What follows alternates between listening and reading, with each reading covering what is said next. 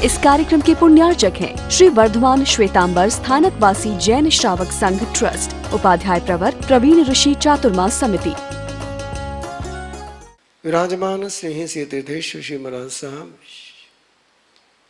प्रभु महावीर की एक अनूठी महागाथा को सुनने के लिए एक अनूठा श्रद्धा भाव लेकर के जुड़े हुए श्रद्धालु श्रोतागण, अंतर मन के दुश्मन और बाहर के दुश्मन, जिनको हम हमारे अंदर में जिंदा रखते वे दुश्मन, और जो अपने बल पर जिंदा रहते वो दुश्मन। बाहर का दुश्मन अपने बल पर जिंदा रहता है और वो दुश्मन बाल बाका नहीं कर सकता है। लेकिन जिन दुश्मन को लेकर के हम चलते हैं, उन दुश्मनों से बाहर से भाग करके काम नहीं चलता है।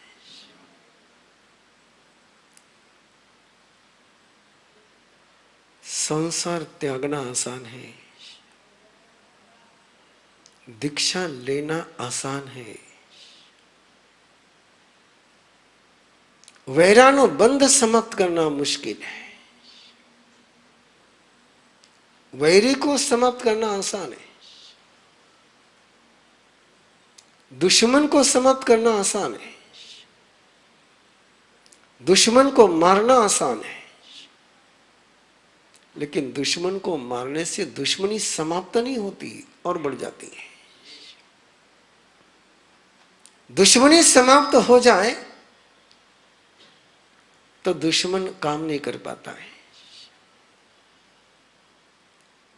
और दुश्मनी जिंदा रखते हुए तुम दुश्मन को कितना ही मारने का प्रयास करो, वो दुश्मन अगले जन्म में आकर के फिर सामने खड़ा हो जाता है। तो किसको समाप्त करना है? दुश्मनी को समाप्त करना कि दुश्मन को समाप्त करना है? प्रॉब्लम दुश्मन से है कि दुश्मनी से है? सामान्य व्यक्ति को लगता है कि प्रॉब्लम दुश्मन से है,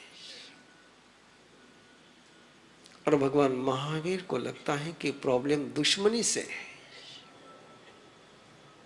इसलिए प्रभु महावीर दुश्मनी को बदलने की बात करते, दुश्मन को बदलने की बात नहीं करते हैं। जिस पर्युषण पर्व की तैयारी शुरू कर चुका आपके साथ, उसका पहला सूत्र है कि आओ दुश्मनी को दोस्ती में बदले।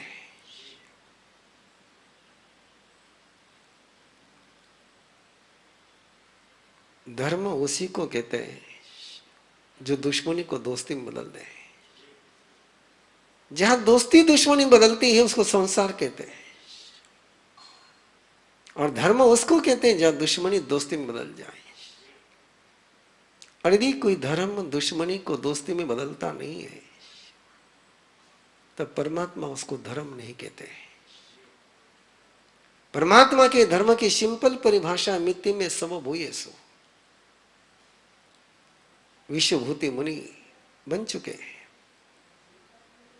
आहार चर्या के लिए गुरु स्वयं साथ में चल पड़े। जिन राजमार्गों पर कभी राजकुमार बन करके घुड़सवारी चलते हुए हजारों की नजरों में आदर मिलता था,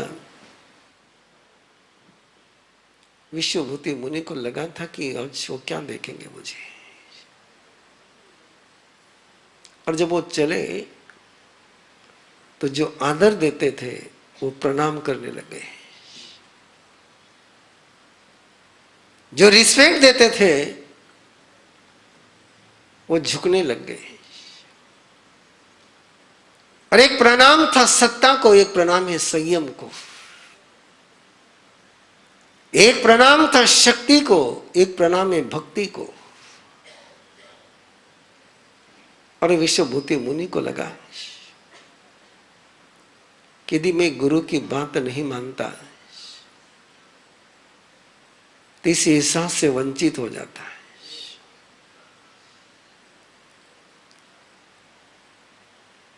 कि उसके अंदर में तो केवल विशाख नंदी बैठा हुआ था और उसको लगा था कि सारी दुनिया मुझे विशाख नंदी की नजर से देखेगी। लेकिन सभी विशाख नंदी नहीं होते।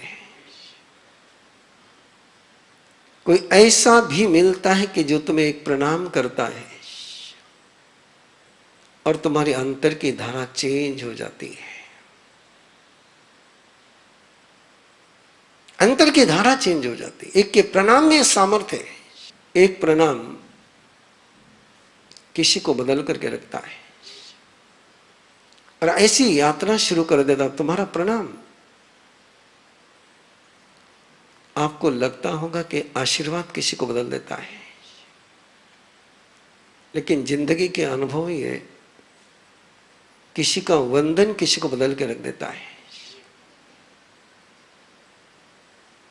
मैं उन कहानियों में और मेरे जीवन के उन अनुभव में नहीं पहुंचूंगा आपके साथ, लेकिन मैंने केवल एक वाक्य बोला है आपसे कि मेरे जीवन का अनुभव है कि प्रणाम ने मुझे बदल करके रख दिया। तुम्हारी आस्था किसी को भगवान बनने का बल देती है और तुम्हारा आरोप किसी को गुनहगार बनने के लिए मजबूर कर देता है। परमात्मा इसी बात को उत्तराधीन सूत्र में कहते हैं कि एक शिष्य आता है गुरु के जीवन में जो गुरु को भगवान बना देता है। एक शिष्य गुरु को भगवान बनाता है। एक शिष्य आता है गुरु के जिंदगी में, वो भगवान को शैतान बना देता है। अनूठा है प्रभु का शासन, अनूठी है प्रभु की वाणी। अणासवा थुलवया कुशीला मेवों पिचंडं पकरन्ति शेषा चित्तानो या लभु दखो वेया पसायते भुदुरासयं भी। मैं केवल संकेत करके आगे बढ़ रहा हूं। आपको पढ़ना हो तो ज्ञाता धर्म कथा का शैलक राजर्षि का पन्ना पढ़ सकते हो कि कैसे एक पंथक नाम के शिष्य ने भ्रष्ट गुरु को योगी के पद पर पहुंचाया और केवल प्रणाम कर करके पहुंचाया, प्रवचन दे करके नहीं पहुंचाया, उलाना दे करके नहीं पहुंचाया, उपालंब दे करके नहीं पहुंचाए। प्रणाम, प्रणाम का बहुत गहरा सामर्थ्य है। आप बोलते हो नवकार मंत्र में कि नमस्कार सारे पापों का नाश करता है, तुम्हारे भी पापों का नाश करता है और जिसको तुम नमन करते हो उसके भी पापों का नाश करता है। एक बार तुम श्रद्धा से किसी को वंदन करके तो देखो। श्रद्धा में सामर्थ्य होता है किसी को श्रद्धेय बनाने का है और संशय में सामर्थ्य होता है किसी को शैतान बनाने का है।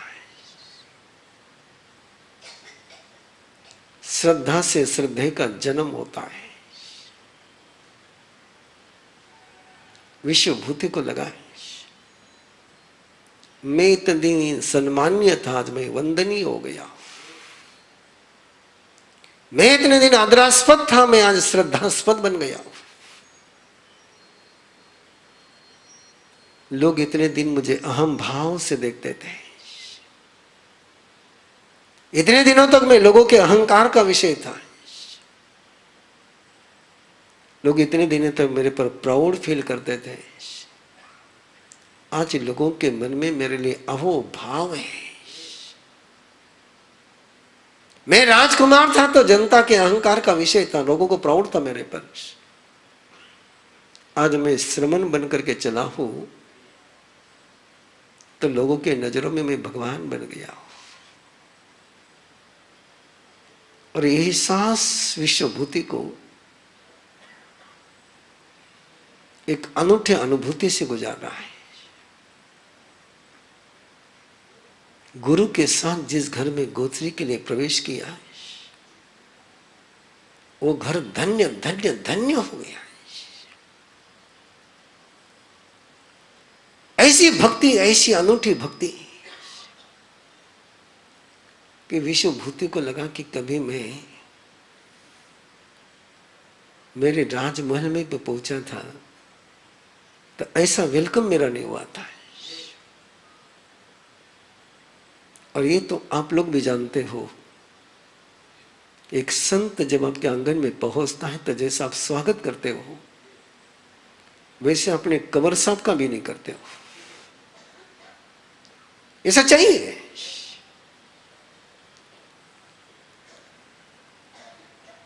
वहां तो फिर कहीं रिश्ता छिपा होता है, स्वार्थ छिपा होता है। लेकिन संत की जब तुम अनजाने संत की जब भक्ति करते हो, शायद आपको पता ना होगा आप संत को कितना संबल दे जाते हो।